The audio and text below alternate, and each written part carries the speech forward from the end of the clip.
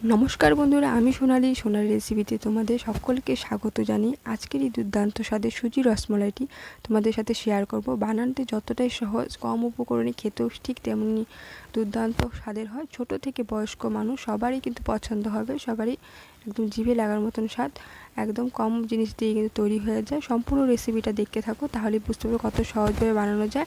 আর আমার চ্যানেলে নতুন হয়ে থাকলে প্লিজ সাবস্ক্রাইব করে দিয়ে পাশে থাকো। আর চলো সম্পূর্ণ একটা ভিডিও তাহলে শুরু করি। তো প্রথমে এখানে রসমালাই বানানোর জন্য প্রথমে কিন্তু আমরা দুধটা জাল করে নেব। তার জন্য এখানে 500 ml দুধ নিয়েছি, প্রথমে ভালো করে জাল করে নিয়েছি। দেখতে পাচ্ছ মিডিয়াম ফ্লেমে জাল করেছি, তারপরে ফ্লেমটাকে লো টু মিডিয়াম ফ্লেমে করে কিন্তু আমি মালাইটাকে বানিয়ে নেব। তারপরে এখানে দেখতে পাচ্ছ বড় 1 চামচ মিল্ক পাউডার নিয়ে নিয়েছি। তোমরা এখানে 10 টাকা দামের গুঁড়ো 1 প্যাকেট দুধও দিতে পারো, আমি এখানে 1 চামচই ব্যবহার করেছি। তারপর 3টে এলাচ ফাটিয়ে নিয়েছি, তোমরা চাইলে এলাচ গুঁড়োও দিতে পারো। তো প্রথমে এটাকে ভালো করে সবগুলো মিশিয়ে জাল করে নেওয়ার পর তারপরে এখানে আমি খেজুরি গুড় ব্যবহার করছি। অবশ্যই এই রসমালাই বানানোর জন্য দুধের মধ্যে খেজুরি গুড় ব্যবহার করবে। আর এখানে আমি 500 ml দুধের জন্য আমি 200 গ্রাম খেজুর ব্যবহার করেছি। গুড়ের সাথে কিন্তু দুধগুলো ভালো করে জাল নিয়ে শুকিয়ে নিয়েছি, হাফ করে নিয়েছি। দেখতে পাচ্ছ সুন্দর করে জাল হয়ে গেছে, আমাদের এখানে মালাইটা তৈরি হয়ে গেছে। এবার এটাকে আলাদাভাবে রেস্টে রেখে দেবো। তারপর এখানে আমি সুজিটা ভেজে নেব। তার জন্য একটা কড়াই নিয়ে নিয়েছি, তাতে 1 চামচ ঘি গরম করে 1 বাটি সুজিটা দিয়েছি। সুজিটা দিয়ে একদম আস্তে লো ফ্লেমে লো ফ্লেমে হালকা হালকা করে ভেজে নেবে। দেখতে পাচ্ছ লাল লাল করে ভাজা হয়ে গেছে। স্বল্প সময় নিয়ে সুজিটা ভেজে নেবে। দেখো ভাজা হয়ে গেছে সুন্দরভাবে। ভাজা হয়ে গেলে এবার এখানে আমরা জল দিয়ে দেবো। আচ্ছা, তোমরা জলের পরিবর্তে দুধও ব্যবহার করো, দুধ দিলেও বেশ ভালো লাগে। তো আমি এখানে 1.5 বাটি জল ব্যবহার করেছি, তোমরা চাইলে দুধ নিয়ে নিতে পারো। আর এখানে আমি 2 চামচ চিনি দিয়ে দিচ্ছি। আর এখানে তোমরা এলাচ গুঁড়োও ব্যবহার করতে পারো, আমি এলাচ গুঁড়োটা স্কিপ করেছি। তারপর সমস্ত কিছু ভালো করে একদম মিশিয়ে নেব। মিশিয়ে যখন জলগুলো ভালো করে সোক হয়ে যাবে, দেখতে পাচ্ছ কীভাবে করে মিশিয়ে নিচ্ছি। এই জলগুলো ভালো করে শুকিয়ে আসলে পরেই কিন্তু একদম ভালো করে মিশিয়ে গেছে। এবার এটাকে আমরা নামিয়ে নেব। তার জন্য একটা বড় থালা নিয়ে নেবে। তার মধ্যে কিন্তু এখানে আমি সমস্ত কিন্তু সুজির ডোটাকে কিন্তু ঠান্ডা করার জন্য রেস্টে রেখে দেবো। সুজিটা ঠান্ডা হতে বেশি সময় লাগে না, 2 মিনিটের মধ্যে ঠান্ডা হয়ে যাবে। আর অবশ্যই একেবারে ঠান্ডা করে নেবে না, হালকা গরম অবস্থায় কিন্তু মেখে নিতে হবে। হালকা হালকা গরম অবস্থায় এটাকে আমি ঠান্ডা করতে রেখে দেবো। দেখতে পাচ্ছ এখন প্রচুর গরম আছে, ধোয়া ধোয়া উঠছে। তো দেখো ঠান্ডা হয়ে গেছে। এবার আমরা মেখে নেব। প্রথমে সুজিটাকে আলতো হাতে ভালো করে মেখে নিচ্ছি।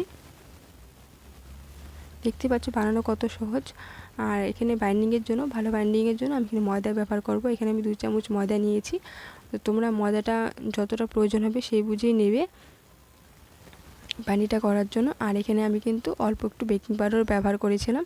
তোমরা বেকিং পাউডারটা স্কিপও করতে পারো। বেকিং পাউডার দিলে যখন ভাজবো তখনকার কিন্তু একটু ফুলবে, সেই জন্য ব্যবহার করেছি। বেকিং পাউডারটা স্কিপও করতে পারো। দেখো ভালো করে মাখা হয়ে গেছে, একবারে যেভাবে রুটি মাখো সেভাবে করে নরম নরম মাখা হয়ে গেছে। তোমরা হাতের তালুতে অল্প তেল বা ঘি মেখে নেবে, তাতে কিন্তু হাতের তালুতে লেগে যাবে না। তারপরে এরকম গোল গোল রাউন্ড করে তারপরে শেপ দিয়ে নেবে, ভালো করে গোল করে নেবে। ভালো করে কিন্তু এখানে মাখাটা হলে কিন্তু ফেটে যাবে না কিন্তু। তারপর হাতের তালুতে এইভাবে শেপ করে আমি চ্যাপটা প্যারা সন্দেশের মতন কিন্তু শেপ দিয়ে নিচ্ছি। তোমরা চাইলে গোল গোল করে শেপ দিতে পারো, তোমরা পছন্দের মতো সাইজ করে ডিজাইনটা করতে পারো। এইভাবে করে সমস্তগুলো কিন্তু আমি করে নেব। তোমরা পছন্দ মতন সাইজ করে যে কোনো আকারে ডিজাইন দিয়ে বাড়িতে বানিয়ে খেতে পারো। দেখতে পাচ্ছ কত সহজভাবে হয়ে গেল। বানানো কিন্তু একদম সহজ, কোনো কঠিন না, সবাই বানাতে পারবে। একবার অবশ্যই ট্রাই করে দেখতে পারো। আমার এভাবে সমস্তগুলো কিন্তু বানানো হয়ে গেল। এবার এটাকে আমরা ভেজে নেব। তার জন্য এখানে আমি সাদা তেল ব্যবহার করছি, ফ্রেশ তেল। কড়াইটাকে ভালো করে তেলটা গরম করে নিয়েছি। এবার ফ্লেমটাকে লো টু মিডিয়াম ফ্লেম করে আমরা কিন্তু উল্টে পাল্টে ভেজে নেব। ফ্লেমটাকে হাই করবো না, তাহলে ফেটে যাবে এবং ভালো করে ভাজাও হবে না। সেই জন্য অবশ্যই লো টু মিডিয়াম ফ্লেমে এটাকে উল্টে পাল্টে হালকা ভেজে নিতে হবে, লাল লাল করে।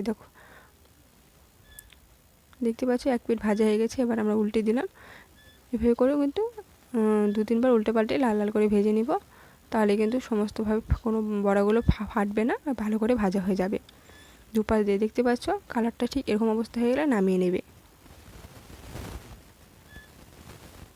এবার তুলে নেব। আমার বড়াগুলো ভাজা হয়ে গেছে। সেম প্রসেসই নেক্সট বড়াগুলো কিন্তু ভেজে নেব। বাস এতটুকুই আমাদের কাজ ছিল। তো বাকিগুলো ভেজে নিচ্ছি। আমরা 2 ব্যাচে ভাজা হয়ে গেছে, যেহেতু কড়াইটা বড় ব্যবহার করছি সেজন্য খুব তাড়াতাড়ি ভাজা হয়ে গেছে। অল্প সময় নিয়ে বানাতে হবে, যেহেতু আশা করি যে বুঝতে পারছো রেসিপিটা। এটা একটা পেপারের মধ্যে রেখেছি, তেলটা সোক করে যাবে যখন, এক্সট্রা তেলটা থাকবে না বড়াগুলোর মধ্যে, এই বড়াগুলোর মধ্যে। তারপরে যে মালাইটা আমরা বানিয়ে রেখেছিলাম সেটাকে গরম করে নিতে হবে, যেহেতু ঠান্ডা হয়ে গেছে। তো এটাকে আমরা ভালো করে গরম করে, কত সুন্দর দেখছো পাশে, যখন রেস্ট রেখেছি ঠান্ডা হওয়ার জন্য ঘন হয়ে এসেছে। একবার ভালো করে গরম করে নিয়ে গ্যাসের ফ্লেমটা একবার অফ করে দিয়েছি। এই গরম অবস্থায় কিন্তু আমরা সুজির বড়াগুলো দিয়ে দিব মালাইয়ের ভিতরে, তাহলেই কিন্তু আমাদের রসমালাইগুলো তৈরি হয়ে যাবে।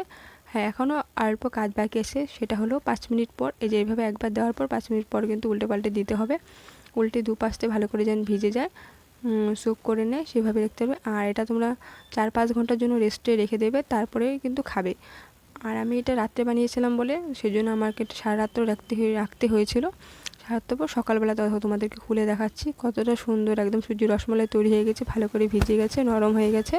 একবার অবশ্যই বাড়িতে বানিয়ে দেখো, রেসিপিটা বানিয়ে কেমন হয়েছে খেয়ে অবশ্যই আমাকে কমেন্টে জানিও। তারপর রেসিপিটা কেমন লাগলো সেটাও জানিও, আর লাইক করতে কিন্তু অবশ্যই ভুলো না। ভালো লাগলে থাকলে ফ্রেন্ডস ফ্যামিলিদের সাথে শেয়ার করে দিও। এখন নতুন নতুন রেসিপি পেতে হলে চ্যানেলটাকে সাবস্ক্রাইব করে দিয়ে পাশে থাকো। দেখা হচ্ছে অন্য কোনো রেসিপির সাথে।